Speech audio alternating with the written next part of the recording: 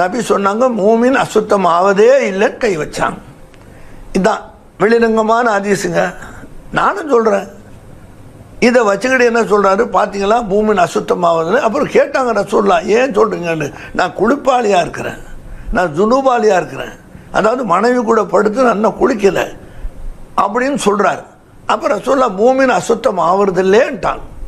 இந்த ஹதீஸை எடுத்துக்கிட்டு விலை போனவர்கள், காசுக்கு விலை போனவர்கள், ஈமான பறி கொடுத்தவர்கள், ஈமானை விற்கக்கூடியவர்கள் என்ன சொல்கிறாங்க, ரசூலுல்லாஹ் பார்த்தீங்களா அவர் குளிப்பு கடமைங்கிறாரு, தோளில் கை வச்சு மூமின் அசுத்தமாவதில்லேன்ட்டாங்களே.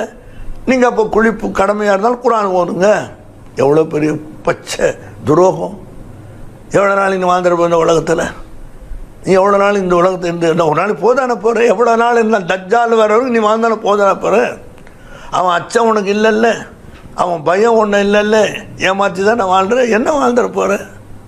எவ்வளோ காலம் நீ வாழ்ந்துடுவேன்?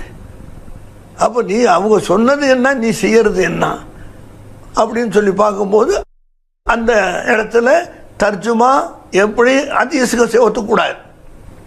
ஒரு ரசூலுல்லாஹ் சொன்னாங்க, திருப்பி விளக்கம் சொல்கிறாங்க முஹத்திஸீன்கள், மூமின் குஃபுர்லேருந்து ஷிர்க்லேருந்து கலிமா சொல்லி ஷஹாதா சொல்லி ஈமான் கொண்ட பிறகு திருப்பி நீ அசுத்தமே ஆவறதில்லை.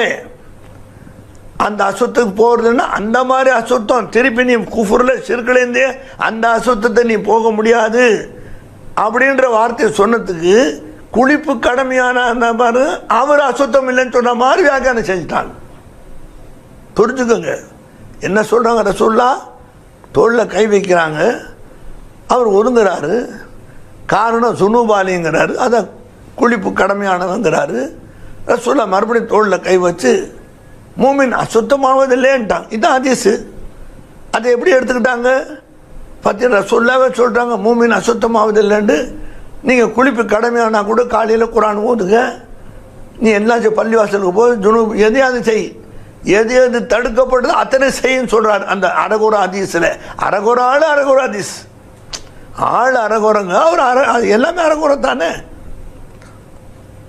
அப்போ வழக்கம் என்ன, அதுக்கு காஃபிரா முஷ்ரிக்கா இருந்து திருக்கலிமாவை தையபா கலிமாவை சொல்லி முஸ்லீமான மூமினான பிறகு நீ அசுத்தமாவதே இல்லைன்னு அந்த கருத்தில் ரசூலுல்லாஹ் சொன்னாங்க. இப்போ நீ குளிக்க வேண்டியது கட்டாயமாக குளிச்சுதான், குளிச்சுட்டு தான் நீ குர்ஆனை தொடணும். அதுக்கு பரிசுத்தமான குர்ஆன் அது அப்படி சொல்லி ரொம்ப பேருக்கு எடுத்துட்டாங்க. என்ன லாபம் கிடைக்க போகுது? எல்லாத்துக்கும் உலகத்தில் ஆள் உண்டு தான். அதனால் மனசாட்சின்னு ஒன்று இல்லையா? இப்படி சொல்கிற மாதிரி